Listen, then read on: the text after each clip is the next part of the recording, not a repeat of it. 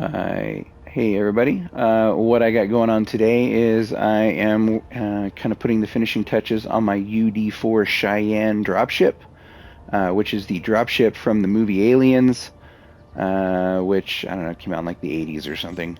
I was uh, I was a teenager at the time, and this has always kind of just been one of my favorite movies. And with Space Engineers, I decided to go ahead and try to see what I could do to recreate some of the tech from that movie in Space Engineers. I also have played Space Engineers on the PC, but with it coming to PS recently, I prefer to do my gaming on the PlayStation, so I decided to kind of transition everything over. And yes, that means I bought the game again, including all of the DLC and everything. So you're welcome, Keen Software House. Um, Show your thanks by fixing some of the bugs. But anyway, so what I've got going on here, don't mind this little kind of shell of the rover here. This is eventually going to be the M577 APC that is also from the movie Aliens that the Cheyenne dropship kind of carries into battle. Um, so what I got going on right now, the dropship is pretty much done. I'm starting on the APC. I kind of had to get the dropship done first because I wanted the dropship to be to scale as much as possible, meaning that I researched its dimensions and all of that to make sure that the ship is kind of more or less the right size and dimensions, especially like the cargo bay. And then once I had that kind of done, then I decided, okay, well, now I've got it done. Now I'm going to build the APC and have it fit in there. I am running into some issues on the APC getting it to look right, but also fit because, apparently in the movie, the thing has like a TARDIS generator built into it or something and is bigger on the inside than it is on the outside. And unfortunately, Space Engineers does not have that ability for me. So it's a little bit of a challenge. But I've got this dropship more or less working. You can see I've got a button kind of on the outside here to open and raise or lower the loading ramp. I had to make some design compromises here to have it be functional versus authentic looking from the movie. In the movie, you recall the pistons are kind of on the front end here, and on the back end there's a couple of other pistons, but they're on like hinges so that the ramp kind of slopes, like with the rear end being higher. I tried doing that, and I had it kind of working, but the problem that I ran into is the pistons and merge blocks and things that I had to use to make that not only function but also be stable and not shift around too much during flight and those kind of things caused a lot of problems. Actually made the ship unflyable at a certain point. With Space Engineers and their physics engines, one of the things that you run into is excessive numbers of moving parts, especially on a grid that itself moves, so like a ship as opposed to a base. the the thing gets unstable and you get kind of this like motion resonance thing happening that eventually makes it to where your ship will just randomly pitch uncontrollably or roll uncontrollably, and it just makes it really hard to fly, especially if you're kind of trying to come in for a landing or something. So to make it a little bit more stable, I had to make some compromises. The primary one being that the ramp is fully level. The other thing you'll notice is this connector on the rear here. And you might be asking, why is there a connector there that's not plumbed in any sort of, conveyor system? Well, the reason for that is the purpose of the connector is not to transfer cargo or anything over to the APC. Its purpose is to secure the APC or cargo that I'm carrying onto the platform.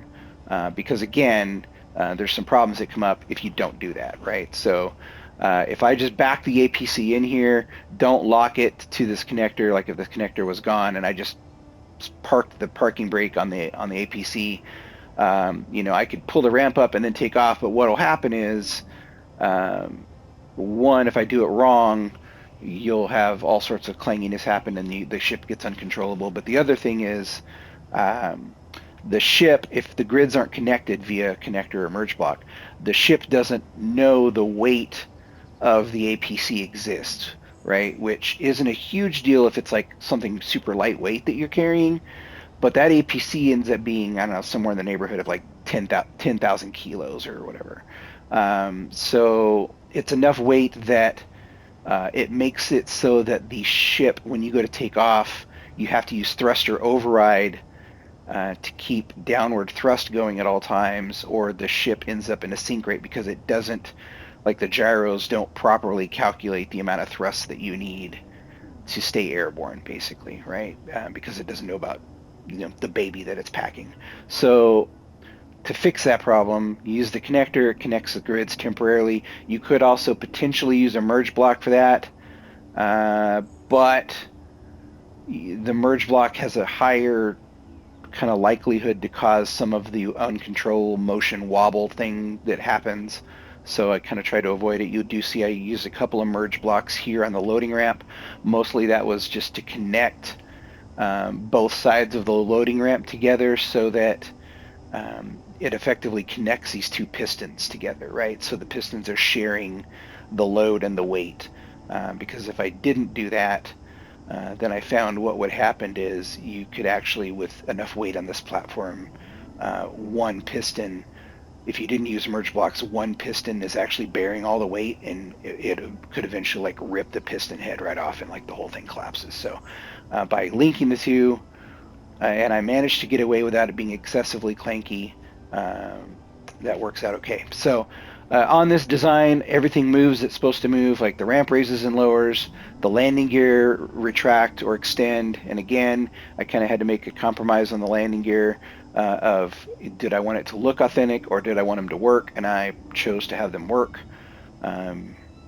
You just simply don't have the space available if you want to stay true to the design size and everything to have the landing gear look authentic. Plus, to have it look like the movie, you'd really almost need like a large grid landing gear on this thing, because the landing gear on the ship in the movie are like pretty oversized relative to the size of the thing. So the other thing that works is the weapons pod. So if I hop into the cockpit here, I can make sure that I'm on the right bar so that I don't accidentally retract my landing gear while I'm sitting on the ground, which would be bad.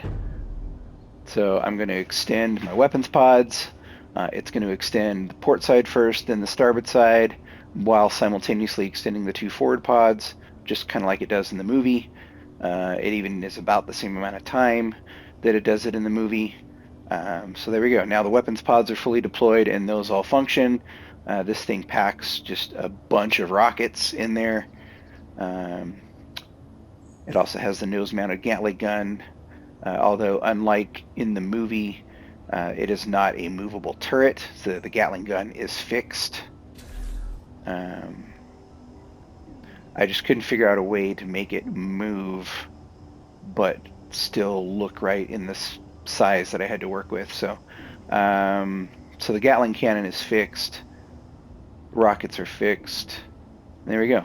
So if I button this thing back up, if I wanted to retract the landing gear, I could pull that thing back in there.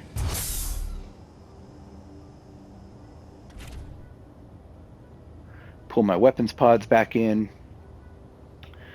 This thing is fully survival ready. I mean, I'm in a creative world right here just kind of for design purposes, but everything is kind of fully plumbed for the conveyor system.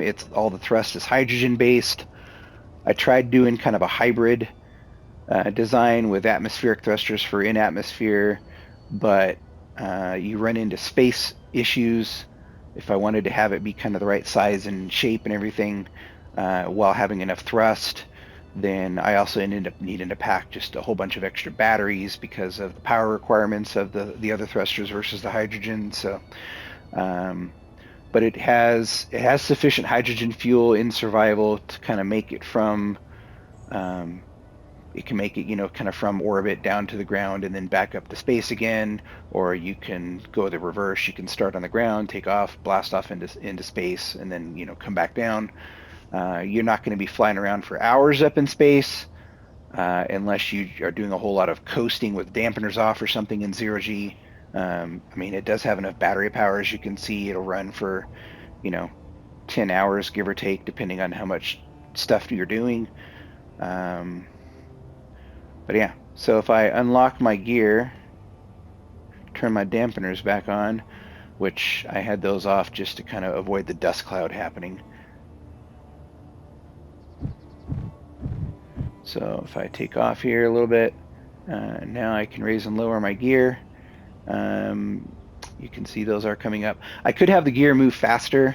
I had it on slow speed, sort of when I was working out the design and kind of making sure everything worked smoothly and didn't rub against anything and all that. But now that I've got it working, I could increase the speed because the landing gear do retract fairly slowly.